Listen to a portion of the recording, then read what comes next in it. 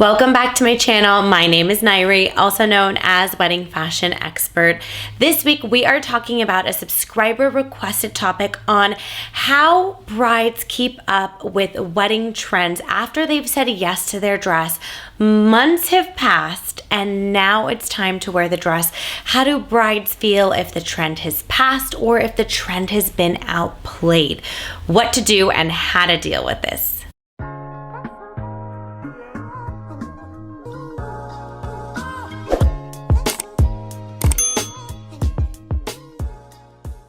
Before we dive into this week's topic, please be sure to give this video a thumbs up, subscribe to my channel, drop me a line below, let me know if there's a topic, question, particular video you'd like me to create for you. I am here for you, guiding you along the way leading up to your special day. For those of you that are new to my channel, welcome. I am so honored that you have found me. I am of course a wedding fashion expert, stylist, buyer, wears so many different hats at LOVELLA Bridal, located in Los Angeles, California. For daily content, be sure to follow us on Instagram at Wedding Fashion Expert, at LOVELLA Bridal, and at LOVELLA Plus. Be sure to hit the follow button on TikTok at LOVELLA Bridal and at Wedding Fashion Expert. A subscriber wrote in asking, I'm curious about keeping up with trend cycles. Have you experienced brides choosing a dress they love, but by the time they receive it, months to a year later, she feels it is already dated or played out and doesn't love it anymore? Next week, I'm doing a whole video on buyer's remorse and how to deal with that.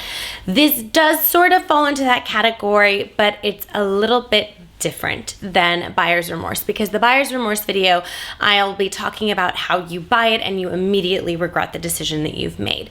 This is a bride who feels really confident about this decision, right?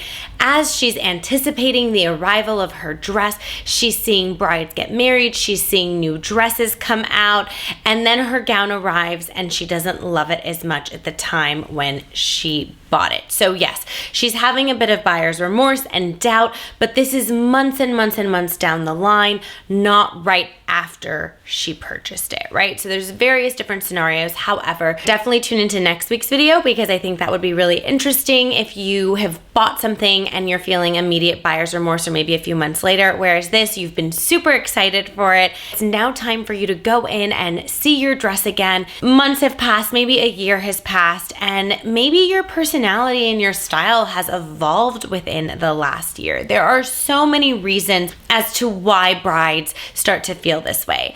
A really common one is, of course, they're seeing the new designs come out. They're feeling like the dress they bought is outdated.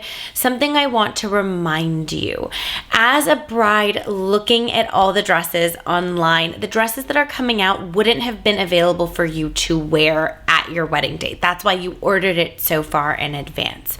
When it comes to trends and you feeling like they are played out, the good news with bridal is that trends repeat themselves over and over and over and over again. It's not like fast fashion where something is in one day and the next day it's like, oh my God, what the heck were we all wearing? What was that? It's not as quick is a fast fashion moment would be or regret would be for an outfit. When it comes to wedding dresses, the things that are trending at the moment have been trending for some time. It's not anything that started trending a year ago. It's been several years. It was just new to you at the time that you were purchasing it because you don't live in the world of bridal like someone like me, where I live in the world of bridal. When you start dress shopping and start seeing things, to you it may feel like it's something trending. And also, can you ever relate to a time where something caught your attention and then you started to notice that thing more and more and more as time went on? It's sort of the same thing with your wedding dress, right? You've bought it, you're feeling good about it, but now you're spotting it and it's almost like you're subconsciously keeping a tally of how many times you see it. So that can play with you as well. Not to say that it hadn't been there all that time before you during this process, right? And even going to remain after. Now, if you've bought a dress and you're feeling like, you know what, I've seen too many brides wear this dress or too many brides wear this look, I feel like it's outplayed. This is where accessories and alterations come into play that can save the day and make you feel really different and unique about the dress. Maybe you're adding a sleeve. I have had brides who have added like a tulle rouging one shoulder that the seamstress sewed on and added, completely changing the neckline, changing the look of the dress. Through jewelry, through veil, there are so many things that you can do to make this dress feel like you, feel unique, feel different, and exude the exact feeling that you want to feel on wedding day. It is completely normal to show up to your gown inspection totally and completely nervous to try on your dress. In fact, if you weren't nervous to try on your dress, I'd feel like maybe you're just never nervous about things at all, because that's really rare for you to show up for your dress and not feel the tiny bit of nervous energy, whether it's, is it gonna fit me? Am I still gonna love it? Am I gonna like the changes I made to it when I ordered it? So many things could be going through your head, but usually there is some level of concern, worry, nervousness, totally normal. You chose the dress because you felt beautiful in it. You have just been out of the dress for so long that you just need to be reminded about how it feels when you're in it. And you might need to date it for a minute, right? Hang out in the dress for a little bit, do the accessories, ask your stylist like, hey, this is what's bugging me. I saw several brides wear this dress, or I'm seeing brides with this neckline. I'm seeing brides with the shape of the dress. Maybe you're adding an overskirt if it's a fitted dress. Maybe you're throwing a slit in the dress if it's a ball gown, if that's possible in alterations.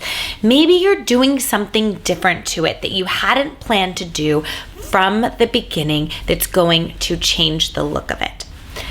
Something I want to throw out there. I don't want you to microanalyze the dress and break it down. So what does that mean?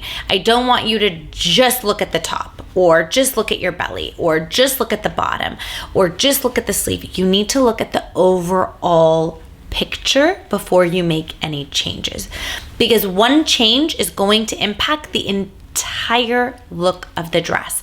And you need to be mindful when you're making these decisions that you recognize and you can see far along enough to notice how it's going to impact the entire integrity and look of the dress. Not necessarily good or bad or indifferent, but it's just going to change, and you need to be okay with that. Especially when it's in alterations, you're cutting, you're moving things around. Once things start getting cut, you can't add more fabric, right? Like, depending on what it is. So just be mindful of that when you are requesting changes. Ask the seamstress to be very thorough when they're showing you things that are possible and how they can maybe show you before they cut and make it a permanent change. One last thing I'd love to add, if you truly no longer love the dress anymore, at that point in time, I recommend you do not alter the dress, because you will be able to sell a non-altered dress again and purchase something that you love. If you do all the alterations and changes that I'm talking about, it does make it more challenging to sell a dress that has been hemmed to your proportions and modified. So if you ultimately are exploring all the things prior to any cuts or changes, please be sure that before you make any decisions, if you know for sure there's just no way you are wearing that dress down the aisle, no matter what changes are made to it, after thoroughly exploring all of your options, I would say at that point in time, it is time to pause, put that dress aside. You will ultimately have to sell it, which it's easier to sell, like I mentioned, just repeating for being accurate and thorough here. It is easier to sell when nothing has been done to it. So that a bride, let's say she tries on a dress at a store, she knows she loves it, she knows what size is close to her, she can buy your dress that you were originally planning to wear. Without alterations being done, she can buy that, do the alterations for herself, and you can buy a dress that you love. And at that point in time, you're most likely looking at a sample dress, unless you have enough time to rush a dress, or maybe a designer has a dress in stock they're able to offer you, or a store. There are tons and tons and tons of options for this. Rest assured, there's always a solution.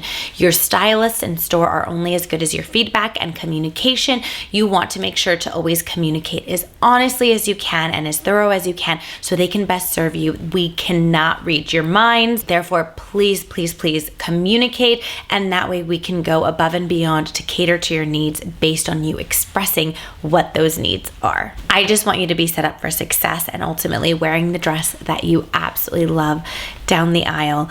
Feeling this way about trends is really common, but like I said, in bridal, things are often trending for years and years and years. It's not so so trendy where you're going to totally regret it. And the beautiful thing is there are options and ways in which you can mold it, shift it to make it feel a little bit more like you, where you are current day, right before you walk down the aisle. I hope this answered some of your burning questions regarding this topic, and I can't wait to talk about buyer's remorse next week. Be sure to tune in for more videos and tips like these. Be sure to tune in every Wednesday, 8 a.m. Pacific Standard Time, and I will see you in next week's video.